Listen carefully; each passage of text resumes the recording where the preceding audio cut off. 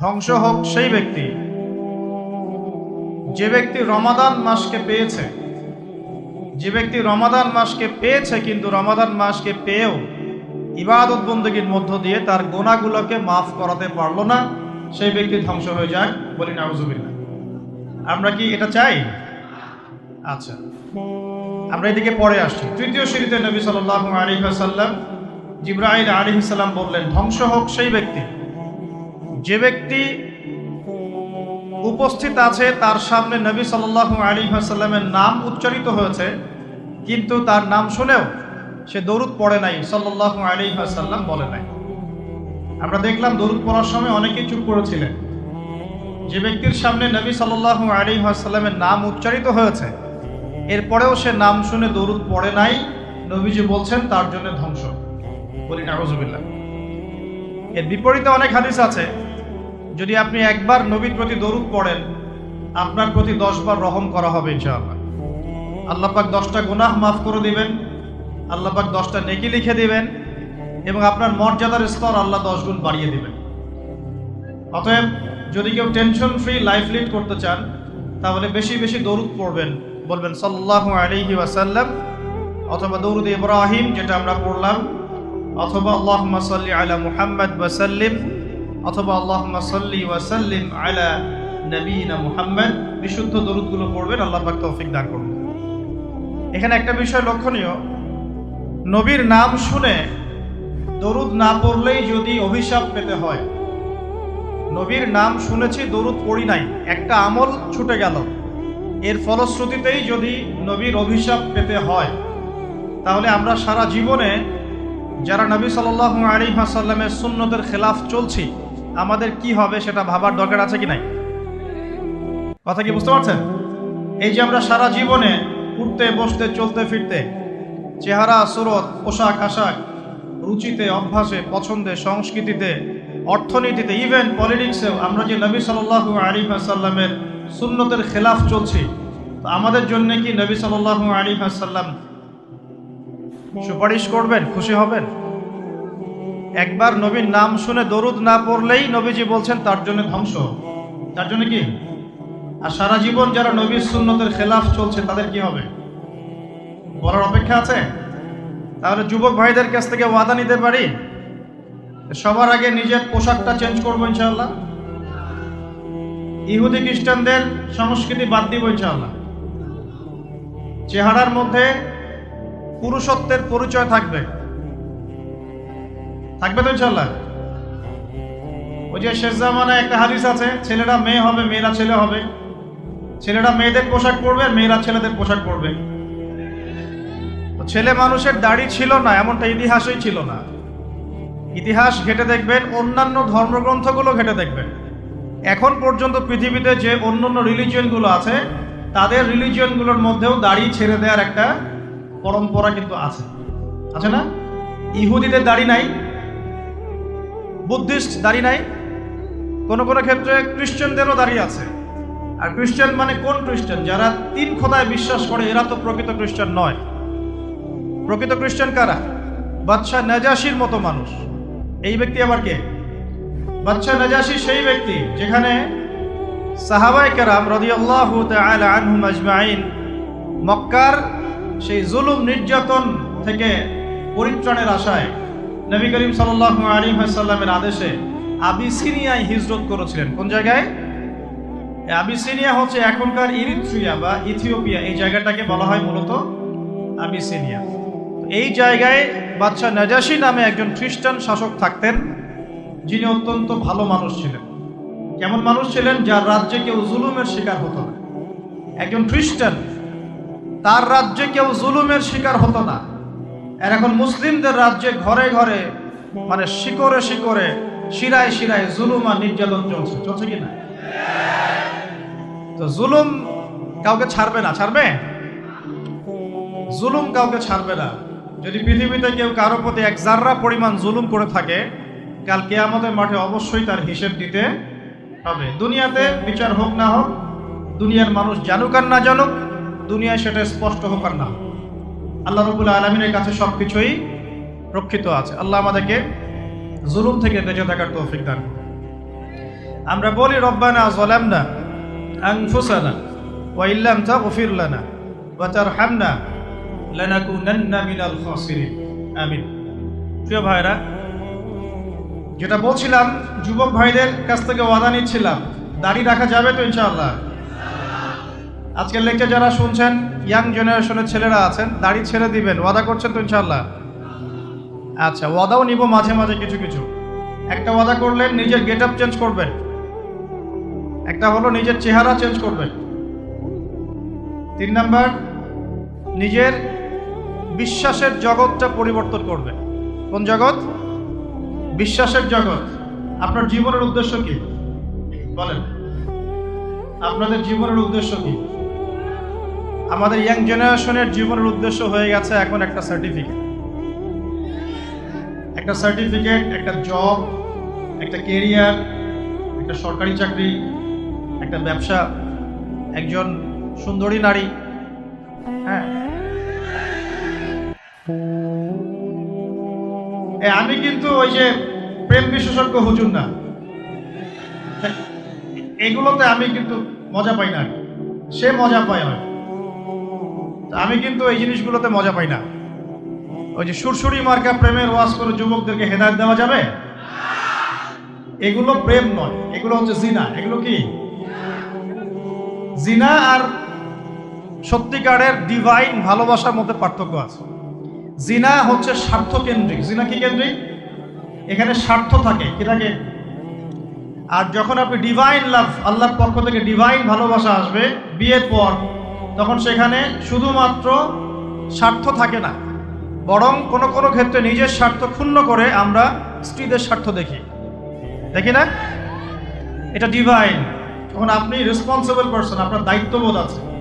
এটা শুধু একটা যৌন সম্পর্ক না, এটা একটা ভালোবাসার দিলের সম্পর্ক, আত্মায় আত্মায় সম্পর্ক। একজন কষ্ট পেলে আরেকজনের লাগে, আরেকজন খুশি হলে আপনারও খুশি লাগে। সে বিপদে পড়লে আপনি তার পাশে থাকেন। আপনি বুঝতে পারেন যে আপনি তার দিকে সম্মানের চোখে তাকান, ভোগের চোখে তাকান না।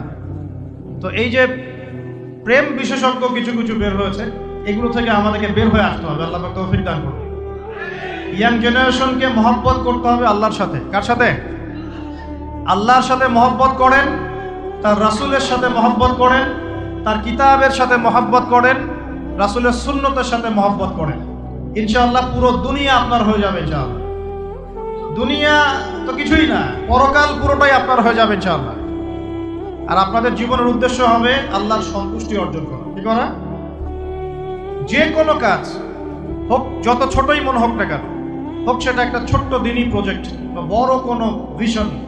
আপনি দিনের জন্য একটা মসজিদ মাদ্রাসা করেছেন, অথবা আল্লাহর জমিনে দিন একদম কায়েম করেছেন, ছোট হোক আর বড় হোক, কিছু একটা আল্লাহ রাব্বুল আলামিনের সন্তুষ্টির জন্য এই দুনিয়ায় করে যেতে হবে। আল্লাহ পাক তৌফিক দান করুন। এটা হবে আপনার লাইফের ভিশন, অ্যাম্বিশন। আল্লাহ পাক তৌফিক দান করুন। নিজের বিশ্বাসের জগতে পরিবর্তন নিয়ে আসেন, চেহারায় পরিবর্তন নিয়ে আসেন, পোশাক আশাকে পরিবর্তন নিয়ে আসেন, নিজের কথাবার্তায় পরিবর্তন নিয়ে আসেন, নিজের ব্যক্তিত্বে পরিবর্তন নিয়ে আসেন। ব্যক্তিত্বে পরিবর্তন কেমন? মুসলিমরা কি স্মার্ট জাতি না আনস্মার্ট জাতি? মুসলিমরা কি খুব পিছিয়ে পড়া জাতি না এগিয়ে যাওয়া জাতি? বলেন তো। তাহলে আমরা সব ক্ষেত্রে এখন দিন দিন পিছিয়ে যাচ্ছি কেন? পিছাচ্ছি না কেন? পিছাবো তাহলে আমরা কেন দিন দিন বিশ্বের এই প্রতিযোগিতা থেকে আস্তে আস্তে পিছিয়ে পড়বো কেন? আমাদেরকে মাথায় আল্লাহ পাক ঘিলু দেন নাই, বুদ্ধি বিবেক দেন নাই, আমাদের কাছে আল্লাহ পাক কোরআন এবং সুন্নাহ নাজিল করেন নাই। তাহলে কোরআন সুন্নাহ হাতে থাকার পরেও আমরা বিশ্বের সংকটগুলো এখন মোকাবেলা করতে পারছি না কেন? এর উত্তর কে দিবে? খুব চমৎকার। এটা একটা কারণ। ভাই বলেছেন কোরআন এবং হাদিস থেকে পিছিয়ে পড়ার কারণে। আমি বলছি এর সাথে আরেকটা কারণ হচ্ছে কোরআন হাদিসকে আমরা বর্তমান প্রেক্ষাপটের সাথে মেলাতে পারছি না কেন?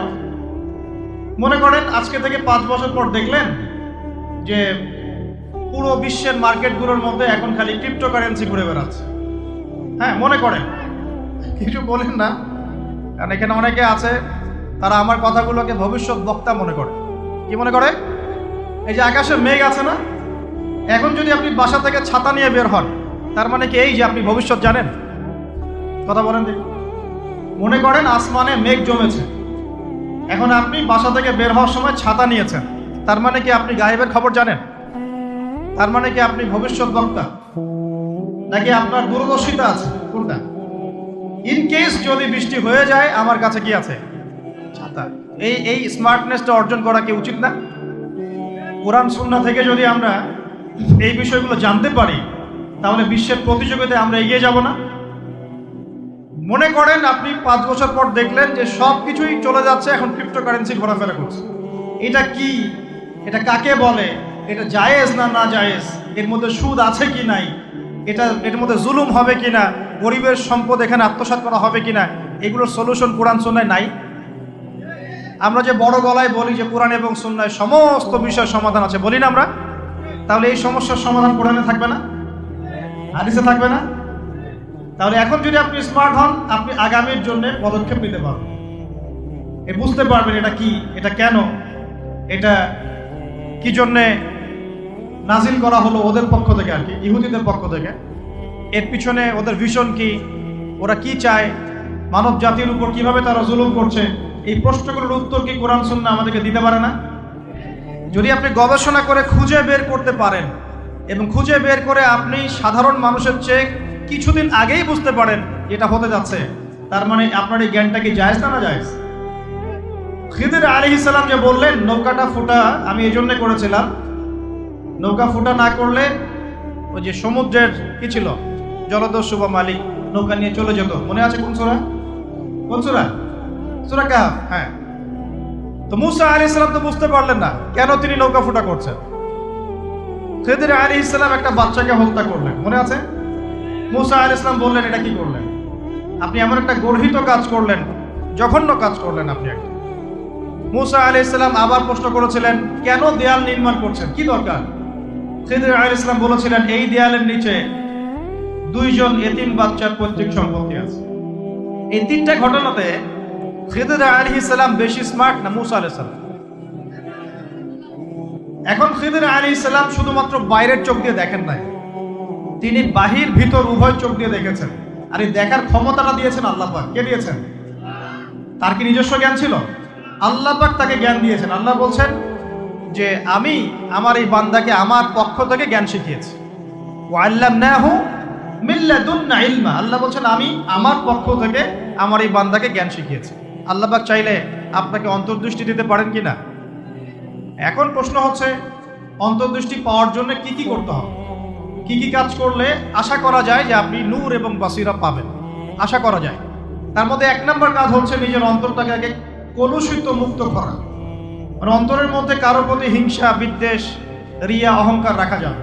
অন্তর হবে একদম নিট অ্যান্ড ক্লিন। সবার কল্যাণকামী হবেন, সবার ভালো চাবেন, সবাইকে ভাই মনে করবেন। বলা যাবে ইনশাআল্লাহ? বরং মনে করবেন এই দুনিয়াতে সবচেয়ে পাপী মানুষ আপনি, বাকি সবাই ভালো। এই দুনিয়াতে সবচেয়ে খারাপ মানুষকে আমি নিজে, বাকি সবাই ভালো। নিজের গুনাহ নিয়ে, নিজের আমল নামা নিয়ে ব্যস্ত থাকতে হবে আগে। অন্যের পিছনে আঙ্গুল দেওয়া বন্ধ করতে হবে। পারা যাবে ইনশাআল্লাহ? 2 নাম্বার, বেশি থেকে বেশি নামাজের সাথে নফল নামাজ, স্পেশালি তাহাজ্জুদ। এই সময় আল্লাহর পক্ষ থেকে কিন্তু আল্লাহর রহমত নেমে আসে। এই সময় যারা জাগতে পারে, যারা আলো জেলে রাত জাগতে পারে, তারা অন্যের কলবে আলো জ্বলার কাজ করবে ইনশাআল্লাহ। কথা কি ভারী মনে হচ্ছে? না, বলছি যে জাগতে হবে রাত, আলো জেলে রেখে, উৎসবের উৎসাহে। একটা কথা আছে না, ওই যে আমাদের সেকুলার যে কমিউনিটিগুলো আছে, ওদের সাংস্কৃতিক ডিপার্টমেন্টে এই কথাগুলো আলোচিত হয়। তারা বলে যে রাত জাগতে হবে উৎসবের উৎসাহে। আমরাও ইনশাআল্লাহ কোরআন এবং সুন্নাহ নিয়ে রাত জাগবো ইনশাআল্লাহ। পারবো তো ইনশাআল্লাহ? 3 নাম্বার, দান সদকা বেশি বেশি করবেন। দান সদকা করবেন তো ইনশাআল্লাহ? আচ্ছা, এই মাদ্রাসার উন্নয়নের জন্য দান চেয়েছে। আমি আপনাদেরকে বিরক্ত করব না, ভলেন্টিয়াররা হয়তো ভিতরে ভিতরে যাবে, আপনারা চুপচাপ আলোচনা শুনতে থাকবেন আর নিজেদের মধ্য থেকে যা পারেন তাদের হাতে দিয়ে দিবেন। বিশৃঙ্খলা করবেন না, আলোচনার দিকে মনোযোগ দিতে থাকেন। 4 নাম্বার, জিকির। আল্লাহ পাকের জিকির বাড়াতে হবে। কি করতে হবে? আল্লাহর জিকির 24 ঘন্টা চলতে থাকবে। অহেতুক কথা এবং কাজ বন্ধ করবেন। অহেতুক কথা, কাজ বন্ধ। এই যে আমরা এখন অনলাইনের যুগে প্রচুর অহেতুক কথার কাজ করি। যে কথায় কোনো কাজ নাই, যে মানে কাজেও কোনো কাজ নাই, সেগুলো করতে থাকি আমরা। আল্লাহ পাক আমাদেরকে অহেতুক কথা এবং কাজ থেকে হেফাজত করুন বলি। আত্মশুদ্ধি বলছি ভাই, আত্মশুদ্ধি অর্জন করা, আল্লাহর নূর পাওয়ার জন্য আমাকে আপনাকে প্রথমে নিজের মনটাকে পবিত্র করতে হবে। 1, 2, আমাদেরকে সলাতের পাশাপাশি নফল সলাত বাড়াতে হবে। 3 নাম্বার, দান সাদাকা বাড়াবেন বেশি বেশি। 4 নাম্বার, আল্লাহ পাকের জিকির বাড়িয়ে দেন, আল্লাহ পাক তৌফিক দান করুন। 5 নাম্বার, কোরআন তেলাওয়াত করতে হবে প্রত্যেক দিন, প্রতিদিন কমপক্ষে 1 ঘন্টা করে কোরআন তেলাওয়াত করতে হবে। রাজি আছেন ইনশাআল্লাহ? রাজি আছেন? কোরআন তেলাওয়াত করতে পারেন না কারা কারা? হাত তোলেন দেখে একটু। লজ্জার কিছু নাই, কোরআন তেলাওয়াত করতে। সুবহানাল্লাহ, আপনারা পারেন না? আচ্ছা, হাত নামান। হ্যাঁ, বলছি। যারা কোরআন তেলাওয়াত করতে পারেন না, আমি দুটো অপশন বলি। 1, স্থানীয় কোনো মাদ্রাসায় গিয়ে উলামায়ে কেরামের কাছে বসে বসে কোরআন তেলাওয়াত শিখবেন এই রমজান মাসে। রাজি আছেন? এই রমজান মাসে শিখতে হবে। রাজি আছেন? আরেকটা অপশন, অনলাইনে কোরআন শিক্ষার অনেক কোর্স চালু হয়েছে, বিভিন্ন একাডেমি কোরআন শিক্ষার কোর্স করাচ্ছে। যেটা আপনার ভালো লাগে সেখানে ভর্তি হয়ে এই রমজান মাসে কোরআন শিখবেন ইনশাআল্লাহ। রাজি আছেন? পারবেন তো ইনশাআল্লাহ? এই রমজান মাস হবে কোরআনময় মাস, কোরআনকে কেন্দ্র করে রমজান মাসটা অতিবাহিত করবেন। আল্লাহ পাক তৌফিক এনায়েত করুন। আত্মশুদ্ধি অর্জনের কয়টা মাধ্যম বলেছি? 1 নাম্বার বলেন, কি বলেছি? 1 নাম্বার কি? মনের মধ্যে সমস্ত খারাপ রিপুগুলো দূর করতে হবে। পারা যাবে ইনশাআল্লাহ? 2 নাম্বার বলেছি ফরজ নামাজের পাশাপাশি বেশি বেশি নফল সালাত। 3 নাম্বার দান সাদাকা করবেন। এর পাশাপাশি বলছি এতিমের মাথায় হাত বুলাবেন, এতিমের মাথায় হাত বুলাবেন। আত্মীয়তার সম্পর্ক বজায় রাখবেন। কার সন্তুষ্টির জন্য করবেন? আল্লাহ। কারো কাছে কিছু পাওয়ার আশায় করবেন না। আপনি যত বেশি এরকম সামাজিক কাজ করবেন, আল্লাহর রহমত নেমে আসবে ইনশাআল্লাহ। 4 নাম্বার, আল্লাহর জিকির বাড়াবেন বেশি বেশি। জিকির করার জন্য আমি একটা বই সাজেস্ট করি, বইটার নাম হলো হিসনুল মুসলিম। বইটা দেখেছেন? নাম শুনেছেন? হিসনুল মুসলিম বইটা সবাই কিনবেন। এই বইটা মুখস্থ করে ফেলা চাই। পারা যাবে ইনশাআল্লাহ? এই পকেট সাইজ পাওয়া যায়, এই পকেটে রেখে দিবেন। প্রত্যেক নামাজের পরে এখান থেকে দোয়া কালামগুলো পড়বেন, পড়তে পড়তে মুখস্থ হয়ে যাবে ইনশাআল্লাহ। এগুলোর অ্যাপস আছে, প্লে স্টোরে ঢোকেন, দেখবেন এখানে হিসনুল মুসলিম অ্যাপস আছে, নামিয়ে নেন। যেখানেই যাবেন এখান থেকে দোয়াগুলো পড়বেন। পারবেন তো ইনশাআল্লাহ?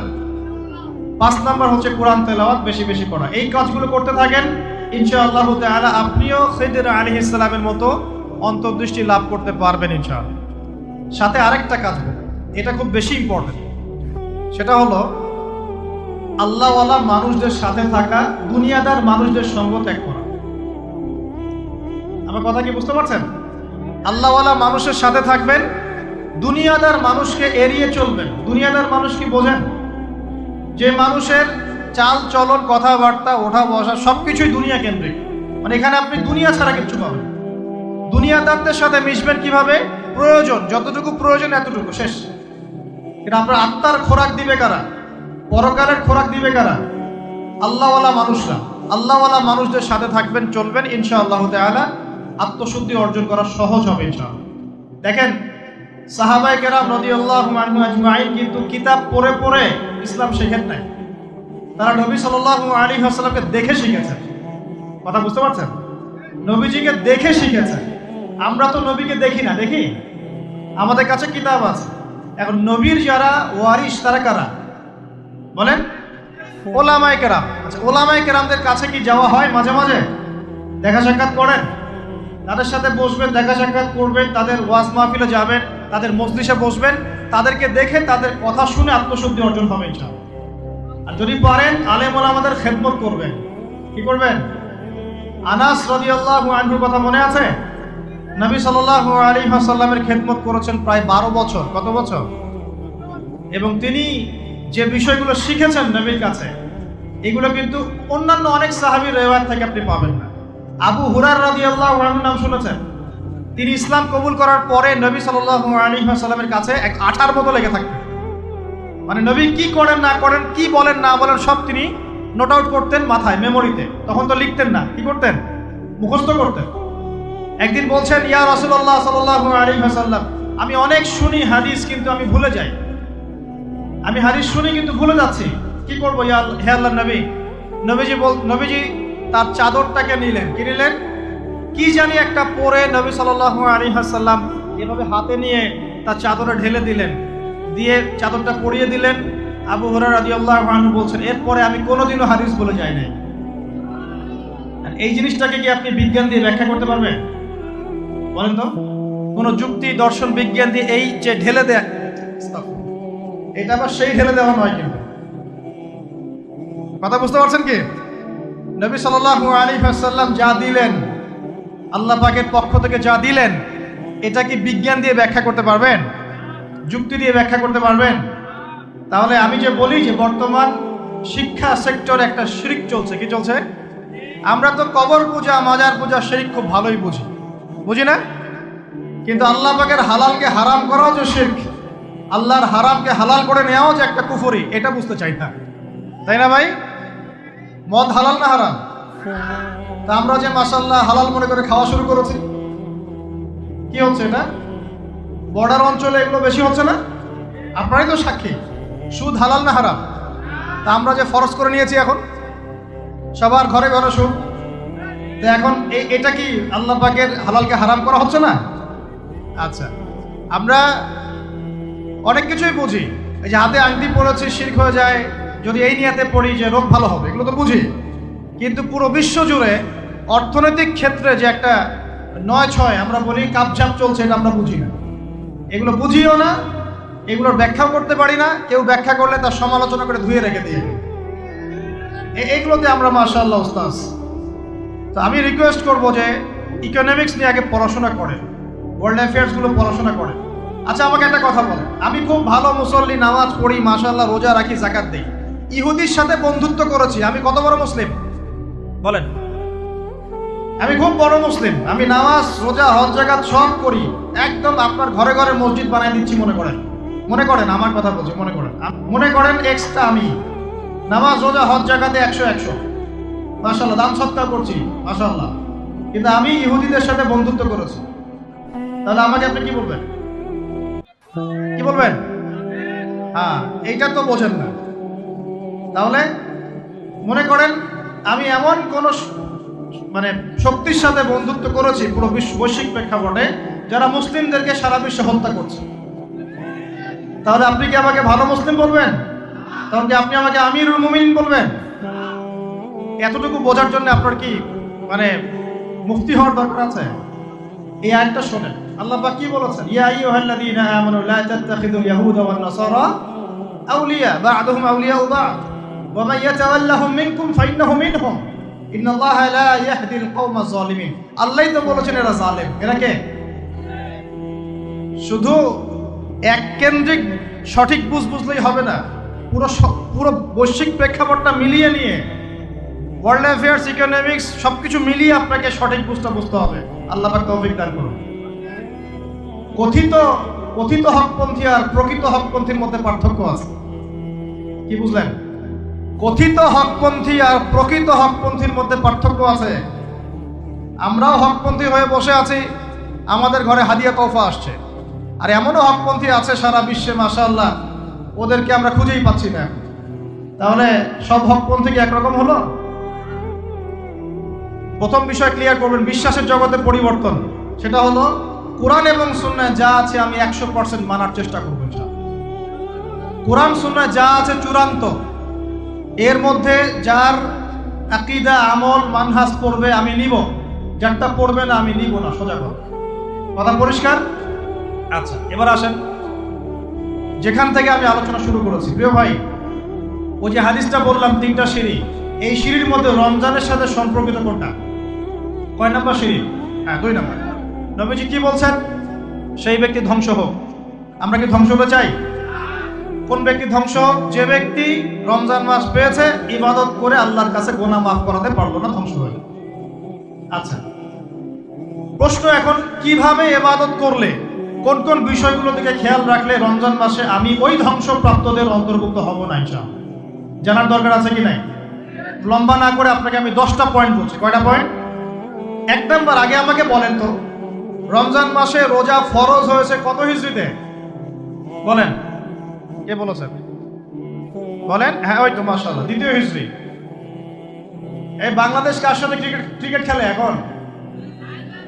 তোমাদের দ্বারাই হবে মাশাআল্লাহ। কে সেঞ্চুরি করলো শাক বলে? কে? মুশফিকুর রহিম। মুশফিকুর রহিম দাড়ি রাখছে, দেখছো? ওমরা করে আসছে। বাংলাদেশ ক্রিকেট টিমের প্লেয়ারদের মধ্যে অনেকে আছে যারা 5 ওয়াক্ত নামাজ পড়ে। মাশাআল্লাহ, বাংলাদেশ ক্রিকেট টিমে অনেক প্লেয়ার আছে যারা 5 ওয়াক্ত নামাজ পড়ে। এত সফর করে, খেলাধুলা করে, প্র্যাকটিস করেও যদি 5 ওয়াক্ত নামাজ পড়তে পারে, আমরা পড়তে পারি না কেন? বলেন তো ভাই, কেন পারি না? নামাজ না পড়লে কেউ মুসলিম থাকে? এখন কাফের বললে তো বলবেন যে খারেজি হয়ে গেছে, কাফার কুফরি ফতোয়া দিয়ে চলে গেল নাকি? বড় বড় আরব বিদ্বানদের ফতোয়ার বইগুলো খুলে দেখেন, তারা কি বলেছেন? মান তারাকা সালাতা মুতাআম্মিদান ফাকাদ কাফার। এই হাদিসের আলোকে বলেছেন, কেউ যদি ইচ্ছা করে সালাত না পড়ে ছেড়ে দেয়, সে ব্যক্তি কাফের হয়ে গেল। কি হয়ে গেল? ইচ্ছা করে নামাজ ছাড়তে পারবেন না আপনি, ওজোর থাকলে আলাদা কথা। ইচ্ছাকৃতভাবে কেউ যদি নামাজের ফরজিয়াতকে অস্বীকার করে, সে কাফের হয়ে যাবে। শুধু তাই নয়, কেউ যদি মান ফাররাকা বাইনা সালাতি ওয়া যাকাত ফাকাদ কাফার, কেউ যদি নামাজ এবং যাকাতের মধ্যে পার্থক্য করে, সেও কাফের হয়ে যাবে। নামাজ পড়ে যাকাত দেয় না, কি হবে বলেন? নামাজ পড়ে কিন্তু যাকাত দেয় না, কি হবে? এগুলো আকীদা পরিষ্কার পড়ে। আকীদা কি শুধু আল্লাহ কোথায় ওটার নাম আকীদা? রাসূল কিসের তৈরি এটার নামই আকীদা? কি করলে ঈমান টিকে থাকে, কি করলে ঈমান হারা হয়ে যায়, এটাও আকীদার অংশ। কি করলে ঈমান টিকে থাকে আর কি করলে ঈমান ভেঙে যায়, এটা জানাও তো আকীদার অংশ নাকি? আল্লাহ পাকের দ্বীনকে নিয়ে কেউ ঠাট্টা বিদ্রুপ করলো, ঈমান থাকবে? কেউ যদি আল্লাহর নবীকে গালি দেয়, ঈমান থাকবে? কেউ যদি ইসলামে কোনো ফরজিয়াতকে অস্বীকার করে, ঈমান থাকবে? কেউ যদি বলে আমি কোরআনের সব মানি, সূরা নাস মানি না, ঈমান থাকবে? এগুলো সবকিছুই আকীদার অন্তর্ভুক্ত। আল্লাহর হালালকে কেউ হারাম করে, আল্লাহর হারামকে হালাল করে নেয়, কি হবে? এগুলো কিসের অংশ? সুবহানাল্লাহ। পরিপূর্ণ জ্ঞানটা অর্জন করেন, তারপর দেখেন কোনটা সত্য কোনটা মিথ্যা। আল্লাহ পাক বোঝার তৌফিক দান করুন। দেখুন, আমরা রাসূল সাল্লাল্লাহু আলাইহি ওয়াসাল্লাম এবং সাহাবায়ে কেরাম রাদিয়াল্লাহু আনহুম আজমাইন তাদের তরিকা ফলো করব ইনশাআল্লাহ। আল্লাহর নবী এবং সাহাবায়ে কেরাম এবং যুগ যুগ ধরে যারা তাদেরকে ফলো করেছেন, এই সলফে সালেহিনের তরিকা আমরা ফলো করব ইনশাআল্লাহ।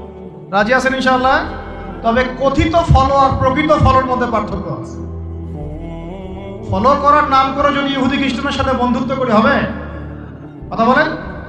ফলো করার নাম করে যদি আল্লাহ পাকের হালালকে হারাম করি, হারামকে হালাল করি, হবে? সুবহানাল্লাহ। ইসলামের ফরজিয়াতকে অস্বীকার করি, হবে? যদি কিছু মানুষ আল্লাহ রাব্বুল আলামিনের দ্বীন প্রতিষ্ঠার চেষ্টা করে, ওদেরকে যদি আমরা গালিগালাজ করা শুরু করি, কাজ হবে?